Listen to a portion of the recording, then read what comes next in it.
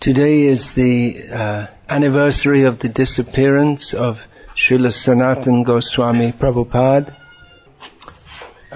He was present in this world approximately 500 years ago. Today is also the day of Sri Guru Purnima, or the full moon day on which the Guru is worshipped. Sanatana Goswami is the Guru of all the Gauriyas, of all the members of the Hare Krishna movement. So it is most appropriate to sing this song on this day, and in fact in every day, because our whole process is to follow the path given by the previous acharyas.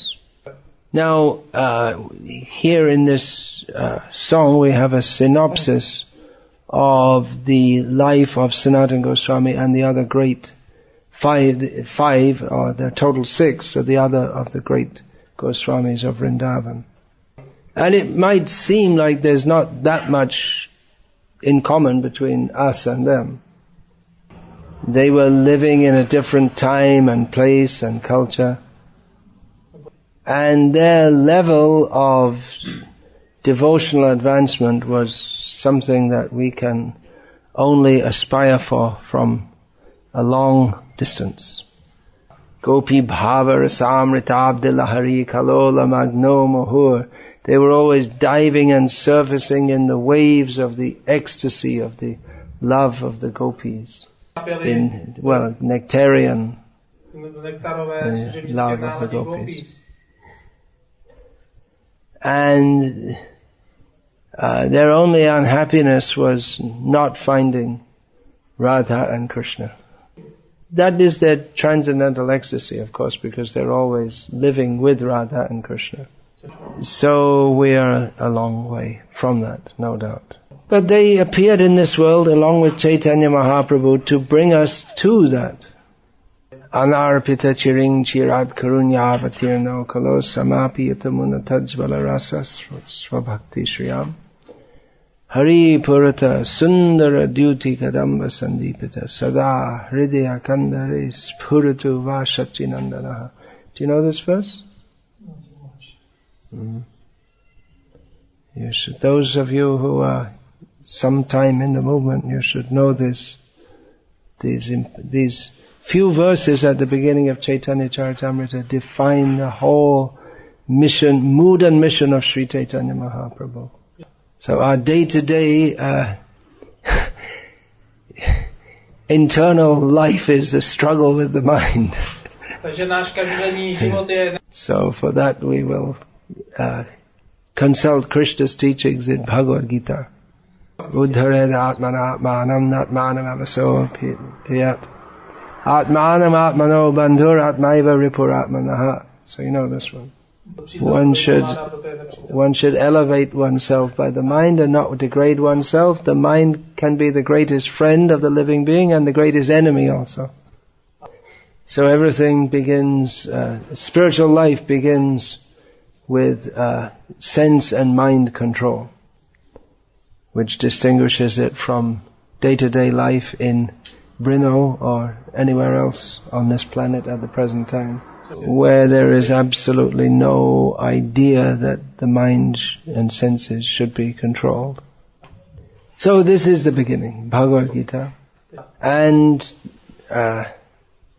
Chaitanya Charitamrita, well, that is leading us for Prem Prayojana. Our real necessity is pure, unmitigated, overwhelming love of Krishna.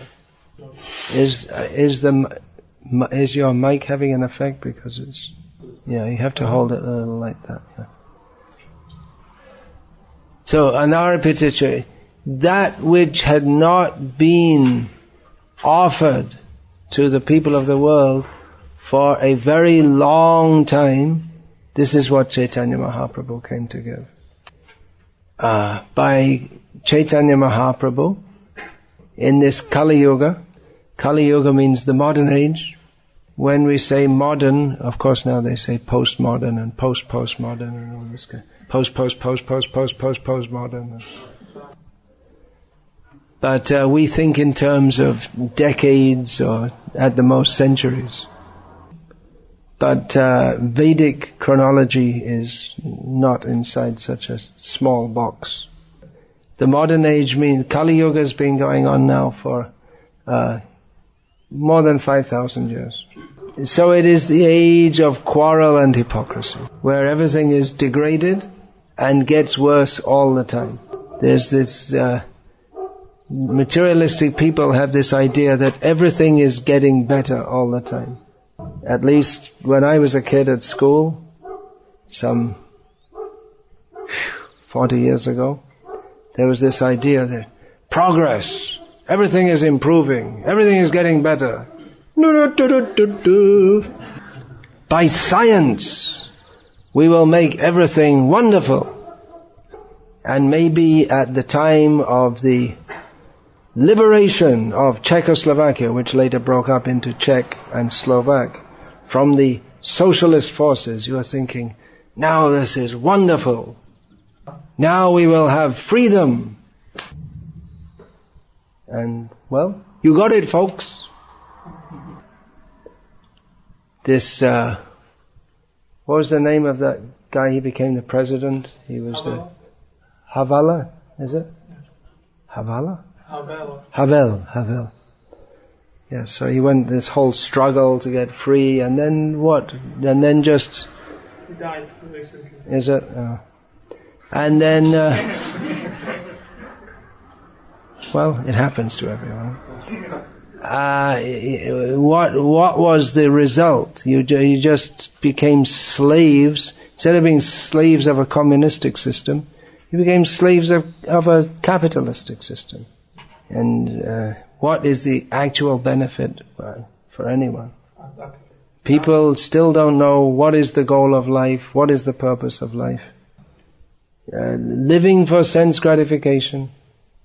Now there is... now I guess you can get drugs more easily than in the Soviet-dominated time. Is it? It was freely available then also. Much more expensive now. Much more expensive, yeah. Yeah. Many old people are remembering old times when beer was very cheap. Beer. Now it is very expensive. Yeah. They are not satisfied. They're not satisfied. That is the point. People are not satisfied. So it's a very bad time. People are very confused.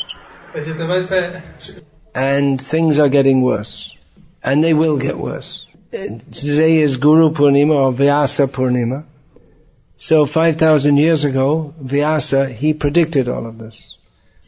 Tatachanu dinam rajan satyam satyam shocham kshamadaya kalena balina rajan nangshantyaya balang smritihi. Shukdev Goswami said to Parikshit Maharaj that in Kali Yuga, with every single day, all good qualities will decline. Dharma will decline. Dharma is often loosely and inaccurately translated as religion. We can see that in India, where until fairly recently the idea that we have to live by dharma was the basic principle of the Hindu people, for want of a better term. But that consciousness is not there now. Tataschanu dinam dharma satyam, truthfulness declines daily. Just like nowadays, the politicians, you don't even expect them to tell the truth. People, they have to vote for politicians. If they bother to vote at all, those, just like the American presidential election coming up, usually like 50% of the people don't vote at all. And those who do vote, it's a choice, but most people think it's a choice between those who will screw us up the least. They can't expect anything positive from the politicians, but they might vote for the one who they think will harass them the least. Satyam, shocham, cleanliness declines. Shama, tolerance. People just they get so upset so very easily. They're so stressed out. Mercy declines day by day. Milostivost se ztrácí den za dnem. So no one cares for anyone else. And millions of animals are slaughtered daily just because people like to eat animals. Lifespan decreases, bodily strength decreases, mental strength decreases. In this Kali Yuga, Chaitanya Mahaprabhu has appeared to give the highest benediction of the highest stage of love of the Supreme Personality of Godhead.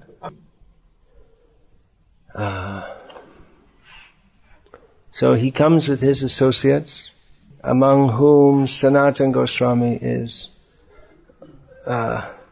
one of the chief, or the chief. Chaitanya Mahaprabhu taught to Sanatana Goswami what Sanatana Goswami later expanded into various books for our guidance. And the teachings of the Chaitanya Mahaprabhu have come down through Rup, Sanatan, Swarup Damodar, down to the present time, Srila Prabhupada. And now they're being distributed throughout the world, in all kinds of places, in towns and villages. And some people are feeling, yes, this is what we need. You asked me this morning about should we do something for Sanatana Goswami's disappearance day? Should we celebrate Vasudev Datta? Well, we celebrated in the best way by going with a group of devotees into the town and chanting the holy names of Krishna. And devotees, they're celebrating they're performing the mission of Sanatana Goswami by preaching in the towns and villages. So the mission of Sanatana Goswami is now has come down and is in the hands of Srila Prabhupada and his followers. Materially and spiritually, we want to benefit people. Why does Chaitanya Mahaprabhu come to this world? Why does Sanatana Goswami come to this world? Lokanam hitakari, they for the benefit of other people. So, Srila Prabhupada, who is the modern day, in using the word modern in the contemporary sense, he's the modern day representative of Sanatana Goswami. So, seeing that people are so much harassed in modern life, he gave a very simple solution. People are harassed means they have to work hard to earn money just to live. And sometimes even if they want to work, they can't get work. And in so many ways, people are in so much anxiety in the modern age. So, Srila Prabhupada gave a very simple, practical solution to the economic problems. That grow your own food. Live simply and grow your own food. And as he would say, it's not my idea, it's Krishna's idea. Krishna gave the earth, and the rain, and the seeds. And much of the earth is very productive, if we don't misuse her, mistreat her. This whole area here, this southern Czech, what's it called? Moravia, yeah. It seems to be very good, agriculturally very prosperous, So there's no problem to just live and grow your food and chant Hare Krishna. Of course, problems will come.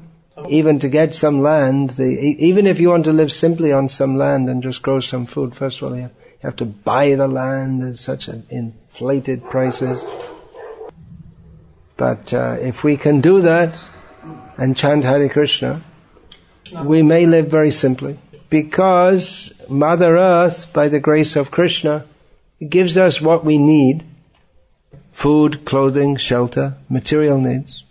But in the modern age we have so many artificial needs. We think that we need electricity and motor cars and mobile telephones and so many different kinds of fashion clothes. So, if we feel that we need these things, then we can't simply produce what we need. Then, even from the land, we have to work hard to produce more, and it becomes artificial. But if we simply live simply, and simply live according to our actual necessity, without always striving to have more and more and more. And if we are satisfied to live like that and simply chant the names of Krishna, then we can live very happily. People in the modern age are brainwashed to think that you can only be happy if you get lots of money and buy more and more and more things. I see in this Brno town there's casinos and like pornography places, and who goes there? The people come in from the villages, and they must have customers, right? It's very degraded to the consciousness. It means very low consciousness. But we are recommending to live simply and have elevated consciousness. Just consider, who are we? We are eternal spiritual living beings.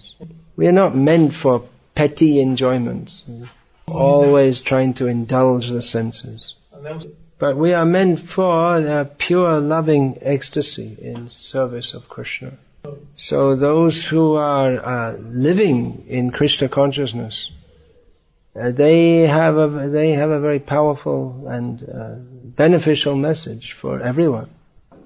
Those who are content to live simply and chant the names of Krishna and speak the philosophy of Bhagavad Gita, they're amazing people.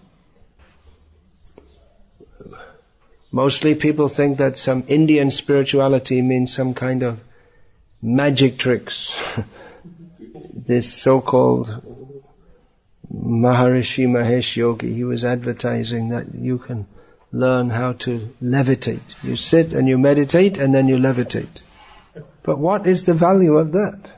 They say by doing your meditation technique you can lift yourself up like about 10 centimeters off the ground. But what is the benefit? One has to levitate one's consciousness, not some yogic tricks. Srila Prabhupada, he called this jumping like a cockroach. So, the whole idea, that we are not meant for sense enjoyment. We are meant for elevating our consciousness beyond the platform of sense enjoyment. This is a new message which no one has heard in the Western world. But how people actually become happy by doing this, that is demonstrated by all of you. Even in the very neophyte stage of Krishna consciousness, one becomes blissful far more than anyone in material consciousness. So everyone is meant to be happy, fully, eternally, but they don't know how to be. People take that if they can get all facilities for enjoying this world, then they will be happy.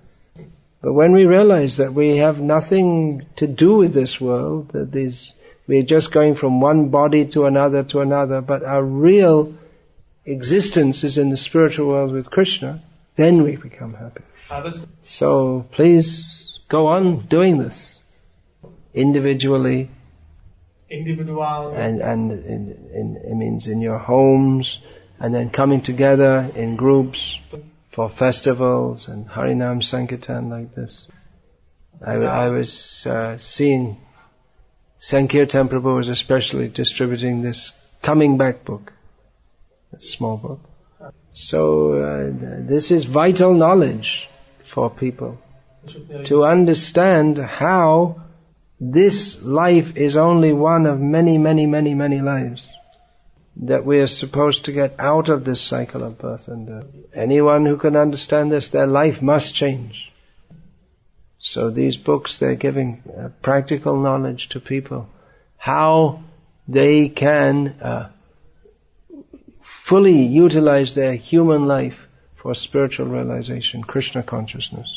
So this is the mission of Chaitanya Mahaprabhu, of Sanatana Gosvami, of Srila Prabhupada, and every one of us. What is our mission in life? Tadera charana shevi bhakti shanevash, janame hoy e abhilash. Following the footsteps of the 6 Goswamis, remaining in the association of devotees. This is our aspiration, birth after birth. So we're all aspirants for serving the Vaishnavas and who are serving Krishna. Hare Krishna. Hare Krishna. Any question, comment? Do you want to give the mic over there so everyone can hear?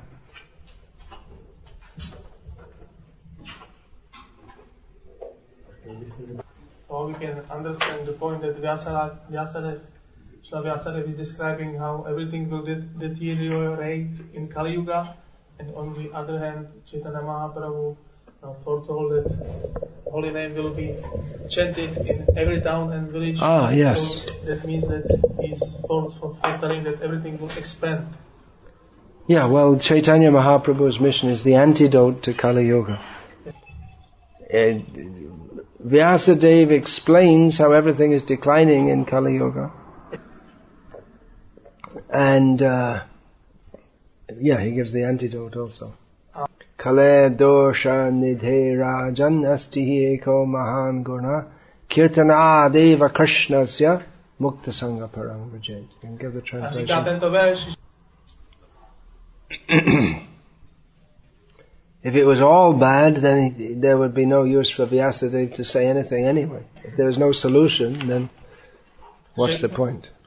Just like all these, in the news they report all these things, but they don't, like Syria fighting, but they don't have any solution, they just report it. What's the use? All the different politicians, they all come up with their different solutions, but they are the problem actually. But we worship Vyasadeva because not only does he completely analyze the problem, but he gives the solution also.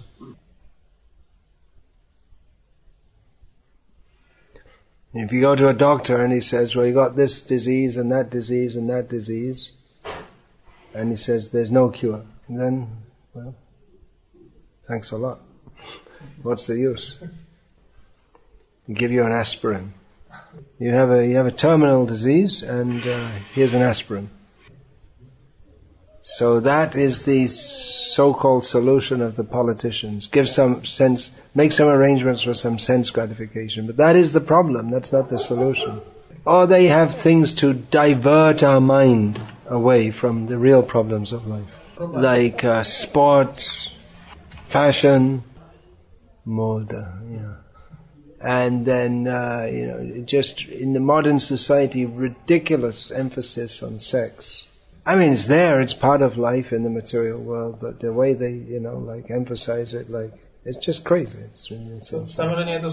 Then they have TV, and so-called entertainment, movies, Batman, Spider-Man, and this Harry Potter and all, just nonsense, that's all. Just nonsense, meaningless. So people, they get absorbed in all this, but it's not a solution for the real problems, which are birth, death, old age and disease. So we are not afraid to see what is the problem, and we can actually give the solution.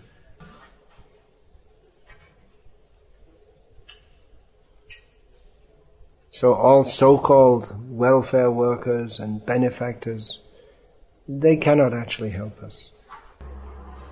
Just like this Havel, is that his name? Havel, he got the Nobel Prize. Did they give him a Nobel? Anyway, the Western world hailed him as a great hero because by his efforts, the Czech Republic was opened up to McDonald's, and all the other big companies can come in now. Now this woman in Burma, she's lauded as great because they're giving freedom, which means all the big companies can come in and just completely spoil the culture of Burma. So these people are lauded as great heroes, but they're not great heroes. You are all great heroes for giving people just giving people the idea that we require spiritual nourishment. These people who are, opening the country up to freedom so that they can be exploited by these big companies and pornography and all this thing. They're not how are they benefiting the people? To go from communistic exploitation to capitalistic exploitation, how is that benefiting anyone? We should come out of the real benefactor are those who will teach us how to come out of the atmosphere of exploitation.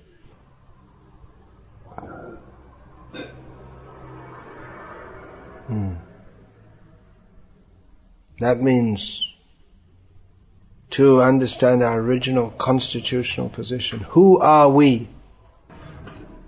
Are we meant for enjoying this material world? No, we are meant for living eternally and blissfully. That is possible in Krishna consciousness. Yeah, anything else? He sees one difference, that at the communist times, people are even not allowed to, he said, for free studying on the high schools. Many people were just not allowed to study on the high school and universities. And he said that nowadays we have a freedom to study on the universities, at least. Yeah, there may be pros and cons of the. In some ways, the communistic system may have been better. In some way, the capitalistic system may be better. But either way, it ultimately comes to zero. Just like if you're going on a truck and driving straight into a brick wall. So in one truck they might have better seating, and in another truck they might have good air conditioning, but anyway you're going to smash into the wall. So neither is a good proposal. So our real problems are repeated birth, death, old age and disease. And unless we realize that, then and have a society that is based on spiritual realization to get free from these problems, then whether you have this advantage or that disadvantage, we're really missing the point. Yes, please. What else? So he said in the communist regime there was no free speech. Now is free speech, so it is a little bit better. This is just his comment. And regarding TV programs, he agreed that 99% is useless, but we can choose something good also in the TV programs. Yeah, it's like, sometimes you pass stool, it's yellow color, sometimes it's brown color. Maybe you like yellow color better than brown. Free speech is all right if you know what to talk about. But the freedom, actually it should not be allowed in society that there's pornography and animal slaughter. I mean, some level of control is required, because you say free speech, but people don't know how to use their freedom. They're misusing it. Without education as to the actual purpose of life, people use their freedom to degrade themselves to the level of animals or worse. So that nasty control in the communist regime, it was nasty, no doubt. But in the name of freedom to open us to other forms of nastiness, that is not really the best of improvements. So we should know that the purpose of life is to become free from birth, death, old age and disease. To become free from lust, greed, anger and all lower qualities. Whereas in the modern society, lust, greed and anger are simply exacerbated. Therefore we do not consider this to be actually civilization. Then some questions? First question is that you said that we don't need electricity, but I don't agree with this. That's all of the question. Tak to doplním. Bez elektřiny by se netiskly knihy, které... Because without electricity, we can't print the books which we are distributing. Když se setmí, tak by se tyto knihy nemohly číst. And in the night we can't read the books because we cannot switch on the light. Yeah. So they can keep some electricity just for printing our books. But they do, but for the nonsense TV, then they should disconnect. But actually, I mean, in terms of the human physical need, electricity is not required. The body needs food, shelter, and at least in this climate, requires clothing also. And electricity to produce that, and then to all the different objects that required that go with that, like computers and TVs and all this. We have to work very hard to produce all these things or to purchase these things. And it just makes life unnecessarily complex. And diverts us away from the real purpose of life, which is to philosophically understand who we are and how to get free from the lust, greed and anger which keeps us in the world of birth and death. So, it's alright, we're not asking you to go without electricity. We're just pointing out that it's not required. You can please read Bhagavad Gita in the electric light. But just one thing, but some of our devotees are those who have faith in this principle. They are beginning to live like that and showing those who will take it up very seriously that we don't need to be dependent on this whole materialistic civilization. Yeah. He said all our clothing, this altar, it was made by the help of electricity. And we have electric lights. If it's there, we can use it. Especially for our city preaching centers. Just like if you want to chop down a tree, then you make an axe using wood from a tree. So, being in the city where the majority of people are, we use the facilities which they have created to preach the message of Krishna consciousness. But we are recommending for those who are prepared to take up this alternative lifestyle to do so, to live very simply and concentrate on spiritual development. So we're not requiring you or even the members of our movement it's not one of our principles that you have to give up electricity. But we're just pointing out that it's not necessary and you can live without that. You don't have to be dependent on the materialistic civilization. So we're just encouraging the several devotees who are here now who've started to move in that direction. But I think you're coming quite newly here, is it? Is it the first time here or quite coming? Yeah, so it's not that we're forcing you to live without electricity. You please try to understand what is this Krishna conscious philosophy and incorporate it in your life. And those who want to take Srila Prabhupada's mission and the Varnashram mission very seriously, they can start to move towards this. Or even just from the very beginning, you can start communities without electricity also. Base electric, yeah. I think we've discussed electricity enough for now. It's, Electricity is part of this world, like wind and water. Not exactly. You have to make, for electricity you have to make various ugra karmic, how do you say that, gargantuan arrangements to utilize that. It's not so natural like wind and water. Anyway, that's enough discussion of electricity. You just said that regarding the last greed, envy, and this, that the one who is together in the mind, he is detached from these qualities.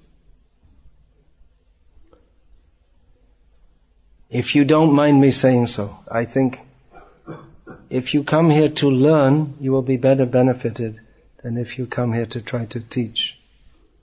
How old is he? What is his age?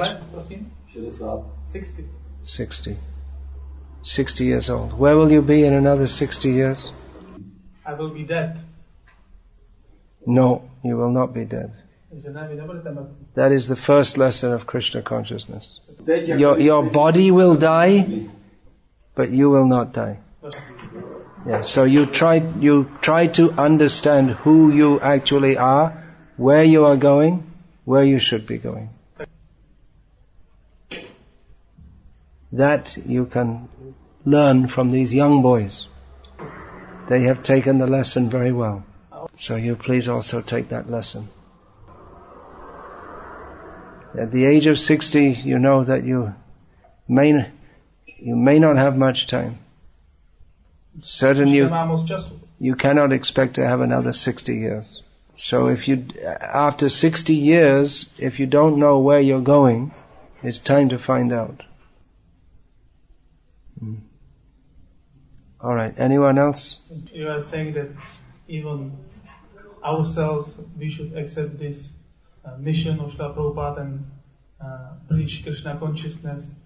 So, like, in my home, is it like good attitude that I was preaching Krishna consciousness even to my pet animals? For example, my rat, when he was dying, I was playing to him tape with Srila Prabhupada, chanting Hare Krishna. Yeah, that's very nice. Generally, devotees don't have pet rats.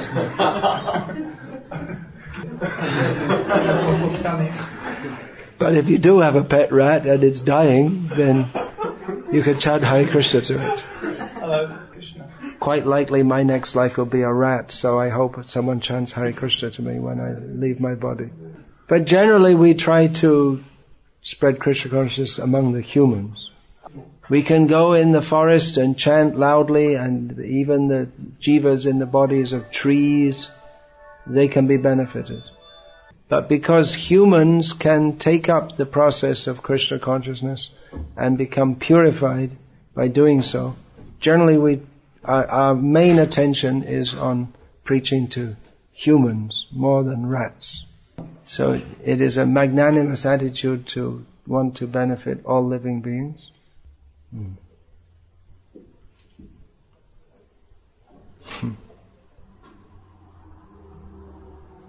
Yeah.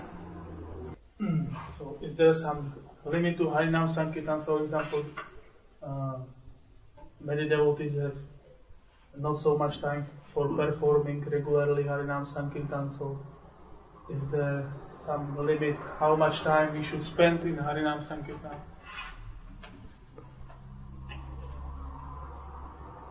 Well, theoretically, we can do it 24 hours non-stop.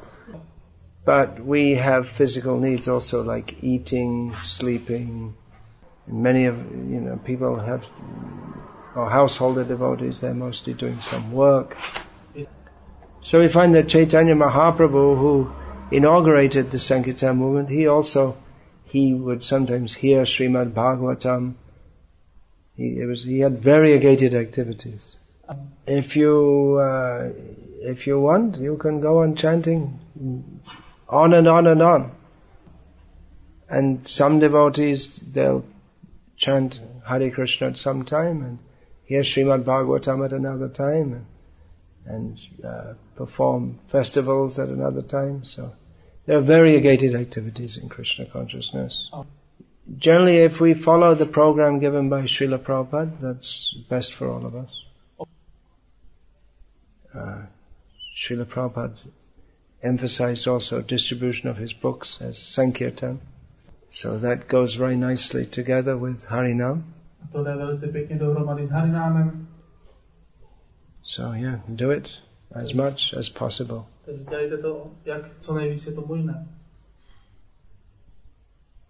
Yeah, please. I think it's a very similar question, but I wanted to ask you, well, there's plans, anyone else who's working all the time here, and then hopefully, well, I hope we'll get to the higher spiritual planets, and then there are cows with enormous amount of milk and trees where you can pick up whatever you want. What are those, the cows and the trees on the higher spiritual planets? What are they? Well, I mean, here, if it's a plant, it's gonna come through some stages and then be born and, I guess, get to the human part and then higher. Why are they on those higher planets? So what's the question? In the spiritual world, there are cows that give unlimited milk, trees that give whatever you like. So what are you asking about? Their biological composition, or? What are those, souls, I guess?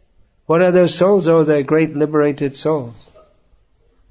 I mean, shouldn't there be the souls that have come through all those stages and then... No, in the spiritual world, it's not that there's reincarnation. The cow is always a cow. And they like to be a cow. They're eternally happy to be a cow for Krishna. The cows are happy to give their milk to Krishna, eternally. So they were cows here, and then they came... No. Not necessarily that they were cows here. So how did it work? They were humans here, and then they got there... No, not necessarily that they were here at all. You can become a cow in the spiritual world also, if you like. Or you can become a gopi and kiss Krishna. How do you like that? I love that. But I can also become a gopi. Well, I guess I'll meet you then. Yeah. And we'll both run to chase after Krishna. Who will catch Krishna first?